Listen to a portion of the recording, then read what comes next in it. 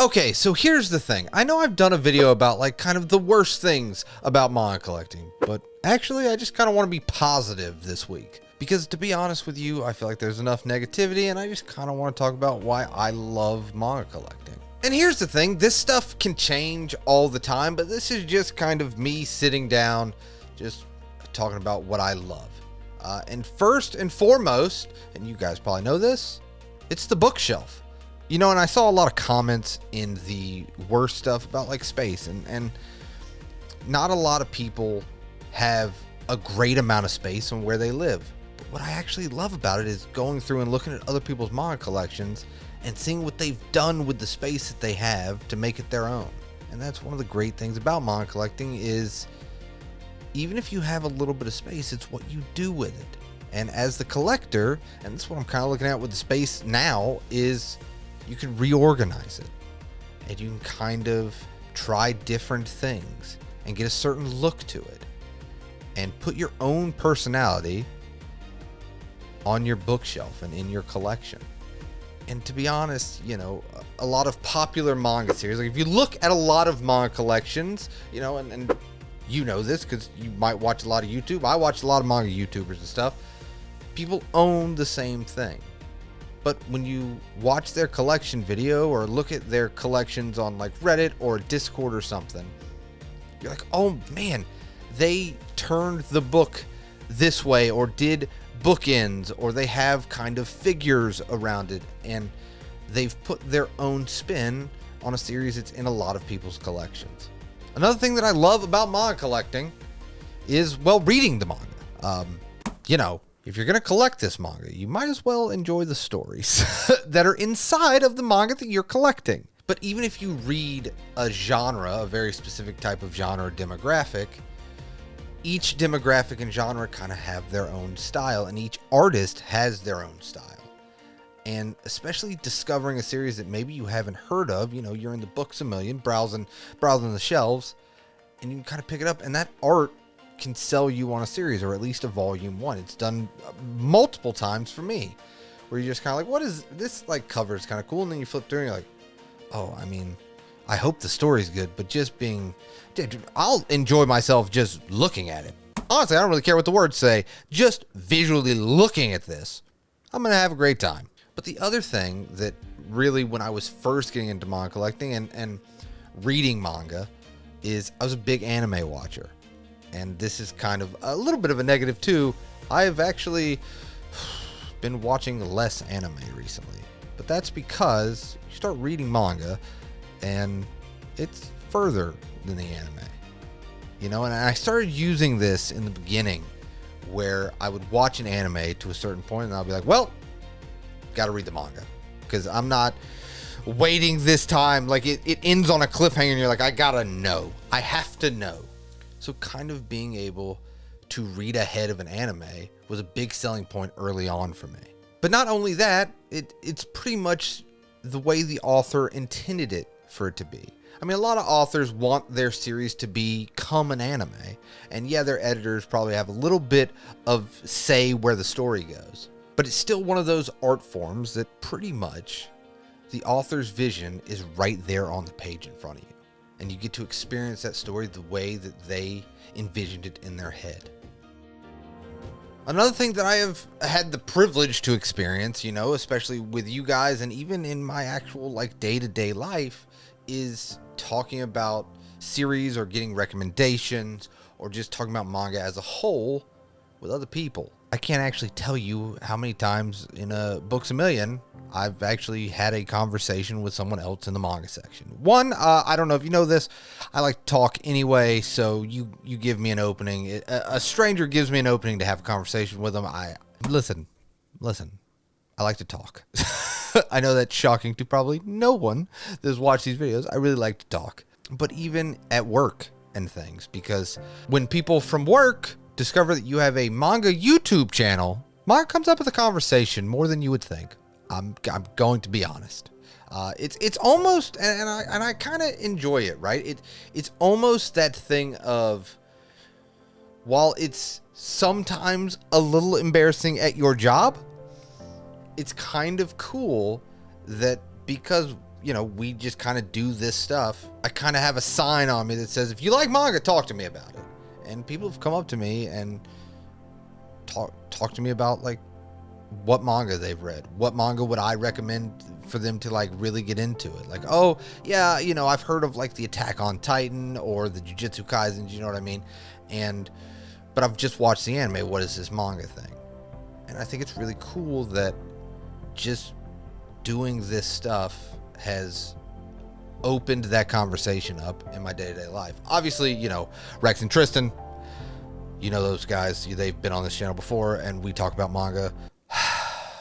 We talk a lot about manga, but just that camaraderie in this community, you know what I mean? I know I've said that in multiple videos, but I don't think I can overstate how important that is. You know, I'm lucky enough to have friends and things in my life that I can talk about stuff that I'm very passionate about and get as passionate as I do on these videos, and there's no feeling of judgment or there's no feeling of like weirdness or this and that. Like, I'm very lucky in that, and I know that. But I think the reason this community is so important is because someone might not be. And at least I can just speak from what I'm shown, like that welcoming thing and that thing of people are just excited. And people are like, oh, you know, this is what I've been picking up, or this, like, there's just, I thankfully have not really experienced anything bad in this community. And it's just been very welcoming. And I think that's very important because, like I said, someone might not have that. And you have no idea your interactions online that can affect people in good and bad ways. And I think this is one of those communities on the internet that, in my experience, has been absolutely incredible. And I'm very appreciative of that, so I thank you. Another thing, which is going to be a real weird swing from that very like heartfelt thing that we just did, but hey, box set's pretty neat, right?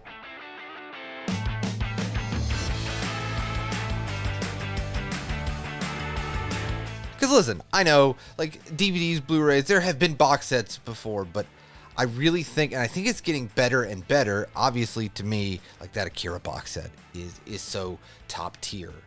But just having these box sets, and especially when you catch it on a good deal, having it all collected there in one thing is a really cool thing about manga.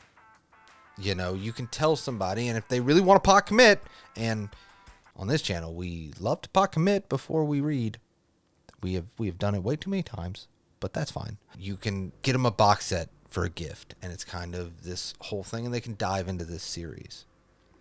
And not only that, while a good many of the box sets are just a box with maybe a poster in it, I think we are going to see more and more box sets where there's artistry to it. Besides just the art on the outside of the box, what I talk about is how it's collected and what the actual box is. And I'm going to be honest with you, I just love being able to have a box set of a series that I really love. Also, on a practical note, it's very easy to move manga with its own box. That's great. Okay? When you could just pack it up and you're like, the Bleach goes in the Bleach box sets. The Dragon Ball goes in the Dragon Ball box set. That's really handy. And another thing I love about collecting manga is bookstores. Whether it be Second and Charles, like a used bookstore, or Books A Million, I love bookstores. And as a person that kind of fell off of reading novels, as a young kid, I didn't read a lot of novels. But then as a teenager, I really got into reading novels. And now as an adult, there's just so much manga to read. Like, I have been able to squeeze in a few novels, you know, throughout the years of collecting manga. But having a reason to visit a bookstore, I just love the feel of it. I love bookstores. Like, I just think if you're talking about like brick and mortar physical locations, there's nothing like a bookstore to me. Because I still feel like it's one of those stores that they're not rushing you out the door. Like, sometimes it feels like stores, you're just like, all right, I'm going to go get this thing at Target, and then I'm going to check out and I'm going to go home. Bookstores are still one of the physical locations where it's like, hey, no, whoa, whoa, whoa. Have a coffee. Here's a comfy chair right here. Hey, just kind of flip through that book you just bought. Just sit here and kind of hang out.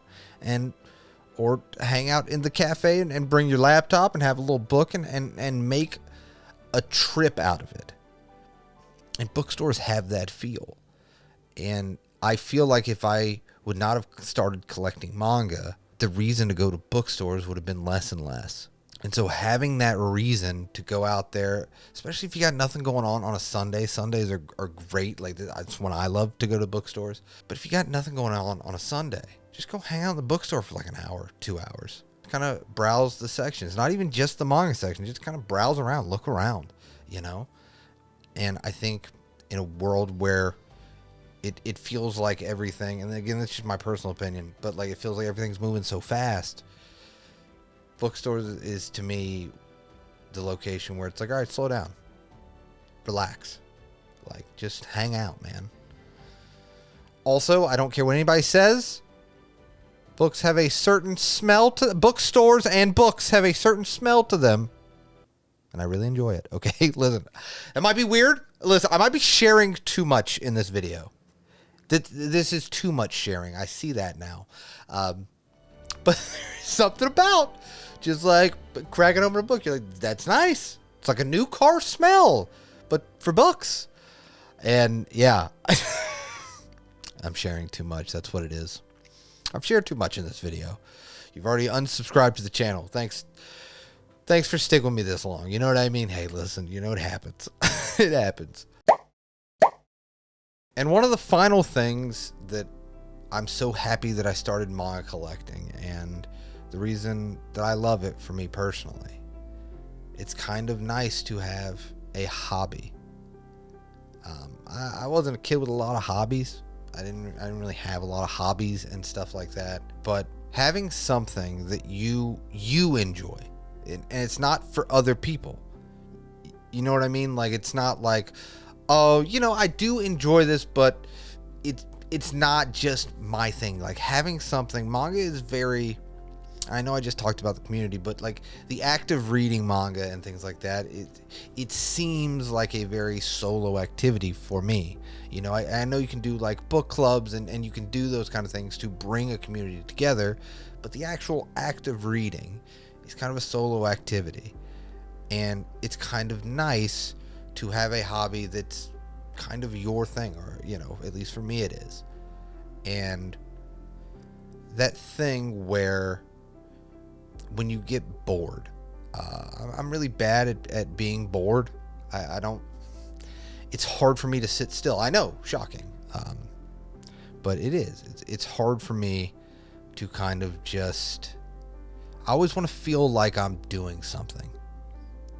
Even if the something is like binge watching a TV show or binge reading a series, like it still feels like you're doing something. You're actually trying to reach a goal. And I'm so thankful that I found manga and found this hobby where I'm never bored, because the second that I kind of run out of stuff that I have to do or want to do, I'm like, you know what we could do?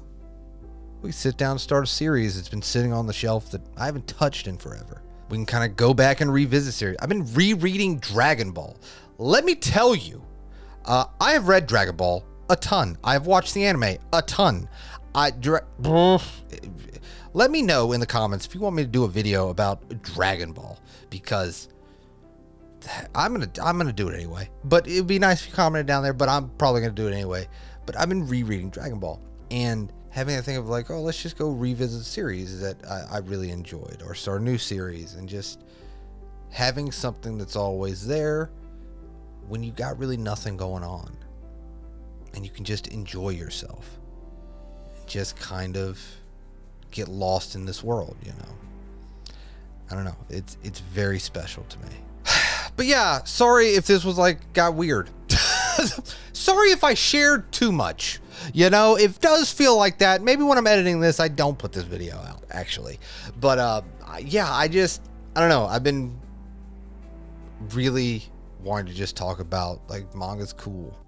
And I just wanted to sit with you guys and just kind of tell you why I love manga.